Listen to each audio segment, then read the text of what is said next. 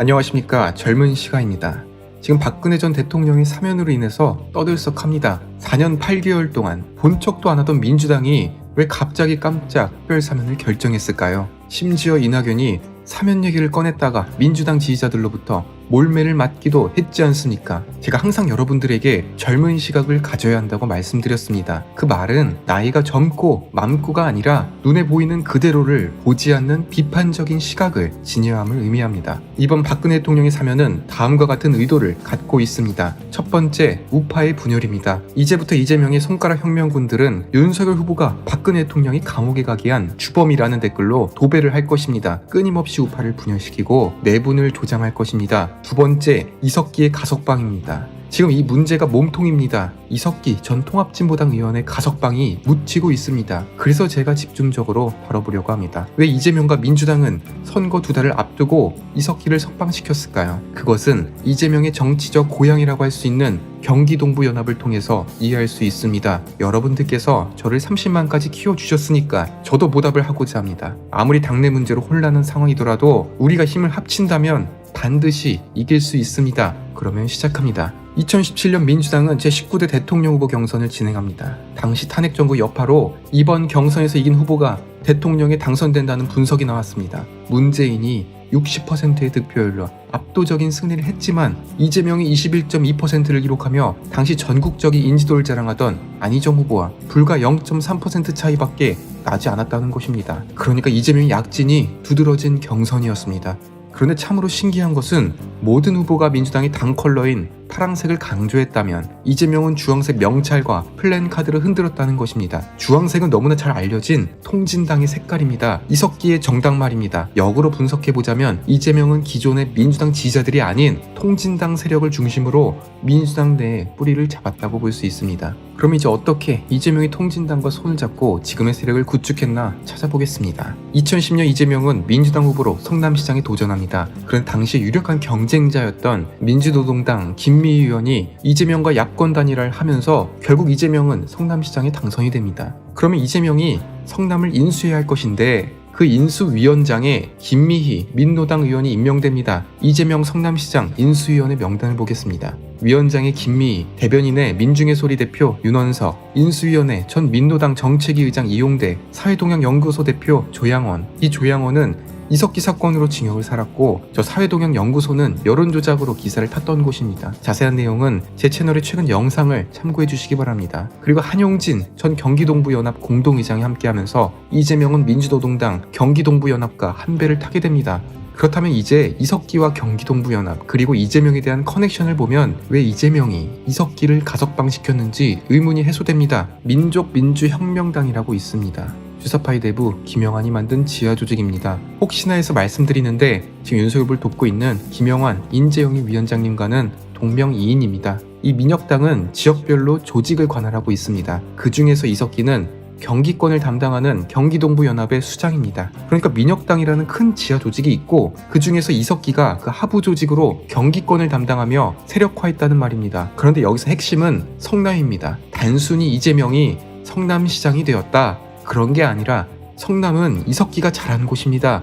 성남은 서울에서 밀려난 젊은 층과 근로자들이 몰려서 1980년대부터 운동권 조직이 급속히 성장한 곳입니다. 사실상 운동권의 정신적 고향입니다. 여기에서 이석기는 자신의 운동권 세력을 만들고 조직화하는 데 엄청난 실력을 발휘합니다. 그러나 어떻게 조직을 키웠나 찾아보면 참으로 보기 힘듭니다. 오직 조직원 수를 늘리는 데 혈안이 되어서 이탈하려는 조직원은 강제로 붙잡아서라도 나가지 못하게 하였으며 멤버들에게는 막노동을 강요하며 그 재정의 기반을 닦았습니다. 그렇게 서로 죽고 못 사는 사이가 되며 경기동부연합은 성남에서 막대한 영향력을 행사합니다. 그래서 흔히 성남에서 운동권의 인맥이 없이는 웬만한 협동조합을 운영할 수 없는 상황까지 오게 됩니다. 뒤집어서 보면 경기동부 인맥만 있다면 모든 일이든 못할 것이 없다는 뜻입니다. 지금 이재명 캠프에는 한국대학 총학생회 연합 출신으로 가득합니다. 흔히 한총련으로 불립니다. 원래 민주당의 주류는 전대협 출신입니다. 이석기의 경기동부 세력은 이 한총련을 장악하고 이재명과 손을 잡습니다. 원래 이 세력들은 민주당을 거부했습니다. 이들이 볼 때 민주당 또한 보수정당이라는 것입니다. 여러분들이 이해가 안 가실 수도 있지만 사실 우리나라에서 민주당은 보수 성향에 가깝습니다. 외국의 진보정당과 비교를 했을 때 그 그 정치적 스펙트럼을 보면 상당히 오른쪽에 치우쳐져 있습니다. 그러기에 경기동부 민혁당 세력은 민주당을 거부하고 자신들의 세력을 구축한 것입니다. 이석기는 잡혀갔지만 그 아래 세력들은 자신의 세를 불리고 있었습니다. 이재명이 성남시장에서 경기도지사 그리고 마지막으로 민주당 대통령 후보가 되면서 그 지하 조직들이 사회 전면에 등장하게 된 것입니다. 어떻게 이재명은 이석기의 경기동부연합을 키웠는지 보겠습니다. 이재명은 김미희와 민주노동당의 단일화로 성남시장에 당선이 되었습니다. 당선된 직후 그 경기동부연합은 청소용역업체인 나눔환경을 설립합니다. 그리고 또 한 달 만에 이재명이 성남시는 나눔환경업체를 성남시 지원업체로 선정을 해버립니다. 고작 청소업체가 뭐 난리냐고요. 그 10년 전 회사의 간부들이 지금 이재명 캠프의 요직에 있다니까요. 하필 대부분의 간부들이 통진당의 경기동부연합 출신이고 이석기의 최측근들이라는 말입니다. 나눔환경 대표이사 한용진, 그는 이석기와 같은 한국외대 후배이며 경기동부 공동의장입니다. 통진당 당원이고